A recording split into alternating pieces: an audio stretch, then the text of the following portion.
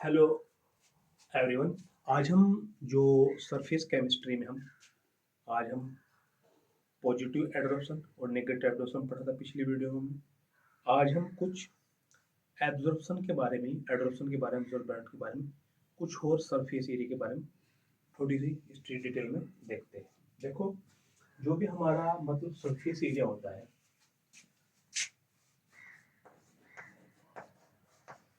Surface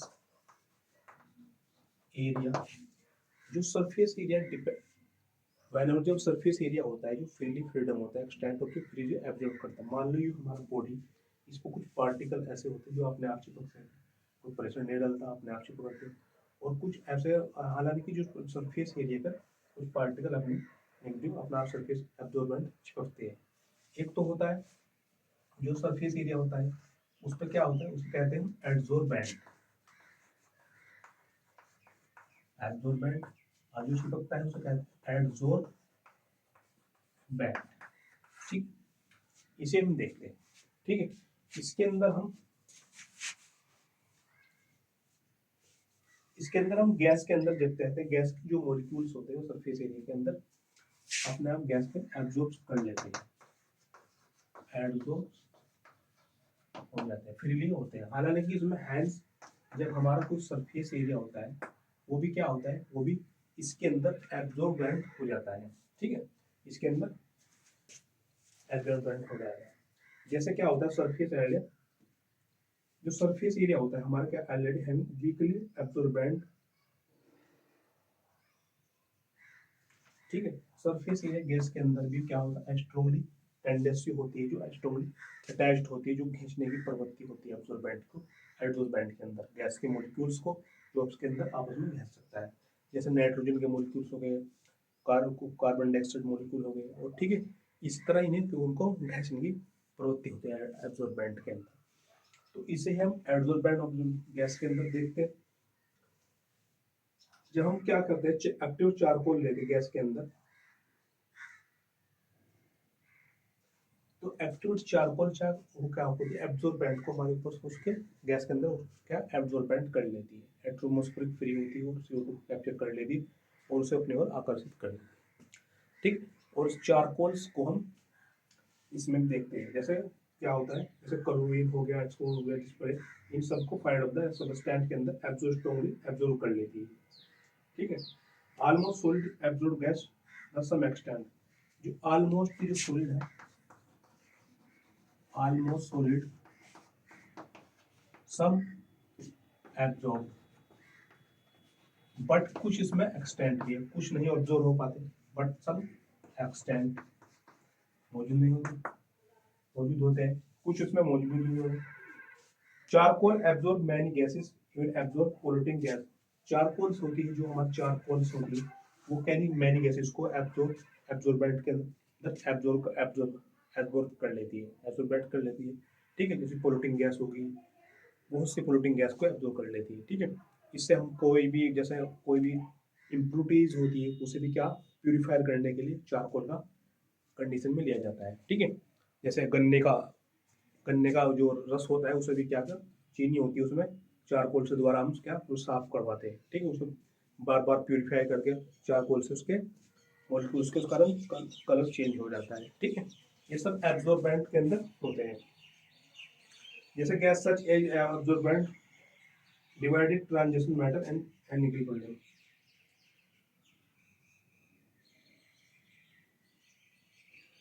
ठीक है, इसके अंदर हम जो हमारी एब्जॉर्बेंट गैस होती है, जैसे नाइट्रोजन हो गया, ऑक्सीजन हो गया और एंड कोबाल होगी, by divide transition metal such as nickel, platinum, platinum, ठीक है, वाटर, ये सब क्या एब्जॉर्ब हो जाती है। ठीक, इन्हें हम क्या प्यूरिफाई कर सकते हैं, इन्हें प्यूरिफाई करके हम देख लेते हैं।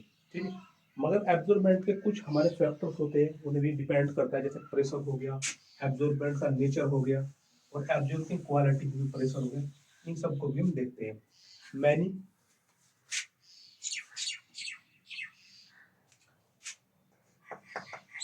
फैक्टर्स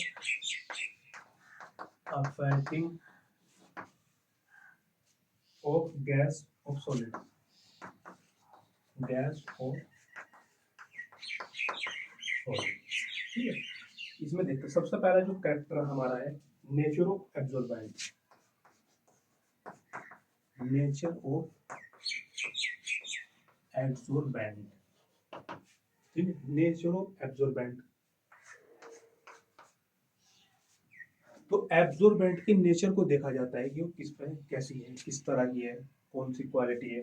तो एब्जॉर्बेंट जो पोर्स नेचर की होती है, जो एब्जॉर्प्शन होता है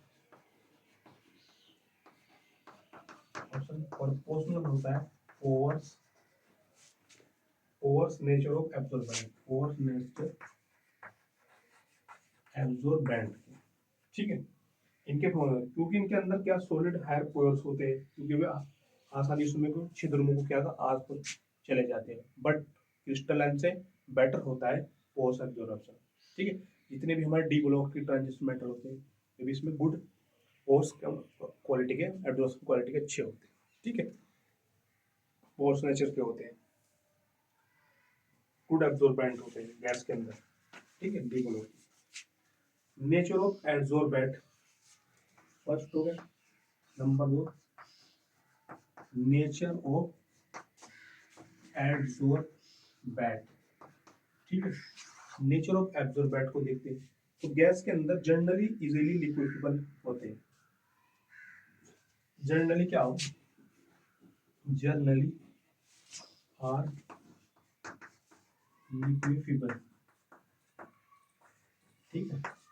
जनरली क्या लिक्विडेबल होते हैं गैस, जैसे गैस होगी NH3 और CO2 are more absorbent, are more absorbent then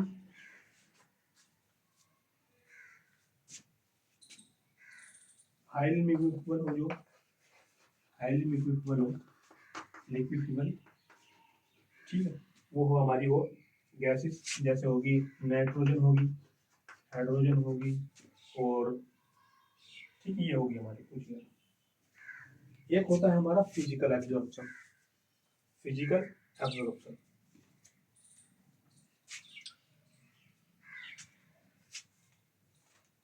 ठीक है।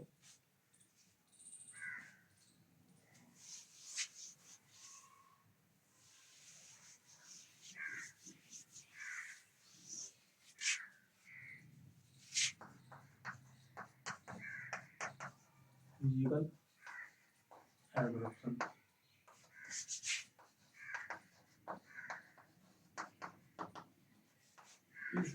फिजिकल एब्जॉर्प्शन में क्या होते हैं, उसकी कंसंट्रेशन और उसके लिए गैस की हाई टेम्परेचर, हाई कंसंट्रेशन और पार्टिकल वाइज पे डिपेंड करता है। उसकी क्या होती है, टेम्परेचर में डिपेंड करता है, ठीक। The amount of gas absorbent in high temperature, high concentration, high pressure, उसके इसकी डिपेंड करती है फिजिकल कंडीशन। अगर हाई टेम्परेचर होगा, हाई कंसंट्रेशन होगा, उस पर क्या है एब्जॉर्ब करेगा, high concentration and high temperature, high temperature, ठीक है, ठीक है, उसके डिपेंड करेगा, ठीक है, उसके एब्जॉर्बेंट डिपेंड करेगा।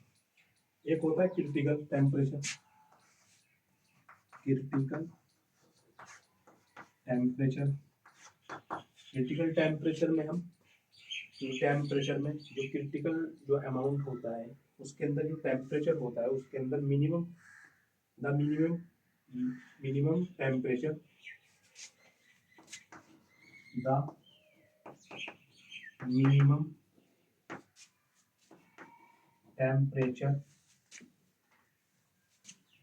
above in which gas cannot be liquefiable, ठीक है। ऐसे टेम्परेचर को, जो temperature minimum temperature which can gas not can be easily liquefiable नहीं हो सकती, उसे हम क्या कहते हैं, क्रिटिकल टेम्परेचर कहते हैं, ठीक है। ये हमारा हो गया।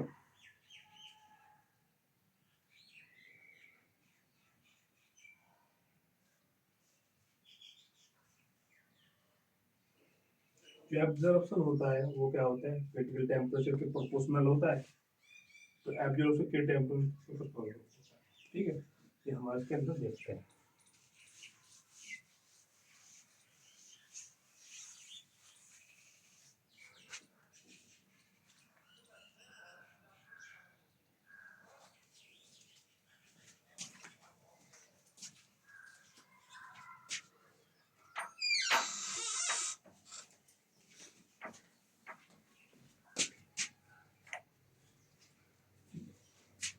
अंदर हो गया। और इसमें अब हम देखते हैं surface area of the solid absorbent. Surface area solid absorbent. ठीक है, मतलब सरफेस एरिया जो गैस के मॉलिक्यूल्स होते हैं वो क्या डिपेंड करते हैं हमारे एक्सटेंट ऑफ, मतलब जो भी ट्रैप जो होता है क्या होता है डिपेंड करते हैं हमारे सरफेस एरिया पर। Absorb greater extent absorption, surface area के एक्सटेंट पर वो डिपेंड होता है, टेम्परेचर एवरेज को डिपेंड करते हैं। देखो the extent of absorption, the extent of absorption depend directly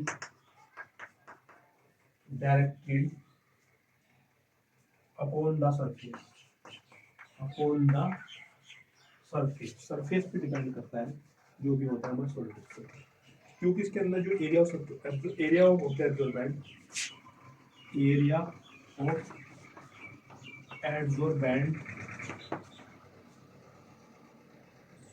larger the surface area of the absorbent, larger surface area of the absorbent, क्योंकि उसका एब्जॉर्बेंट का सरफेस एरिया बड़ा होता है, तो उसकी क्या डिपेंड करता है upon the extent of absorption, depend होता है directly upon the surface area, depend करता है।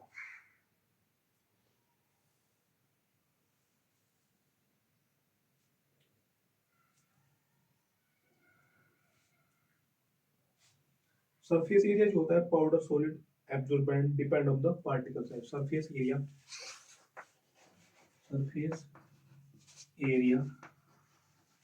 Depends on the powder form and particle size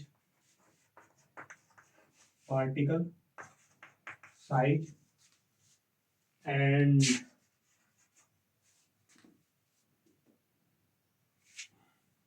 similar particle size,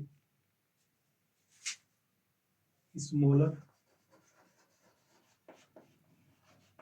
particle size, greater is the surface area, greater is surface area। ठीक है, surface area जो depend करता है वो हमारे powder form पे जो पार्टिकल का साइज है, स्मॉल पार्टिकल साइज है, तो जो स्मॉल पार्टिकल साइज हो तो सरफेस एरिया क्या होगा, बड़ा होगा, उसका अपना डिपेंड करता है।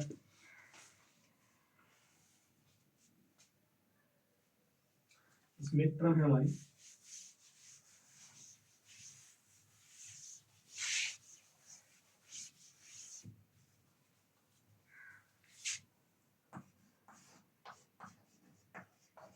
the surface area per gram of the adsorbent is called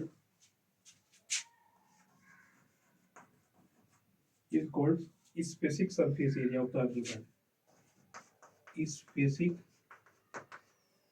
surface area is a adsorbent।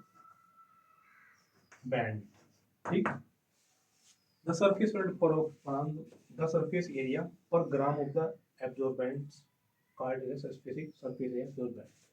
ठीक है, आज हमने कुछ यहाँ तक देखा, कल हम इसमें आगे देखते हैं। ठीक, सरफेस केमिस्ट्री का ही। ठीक है।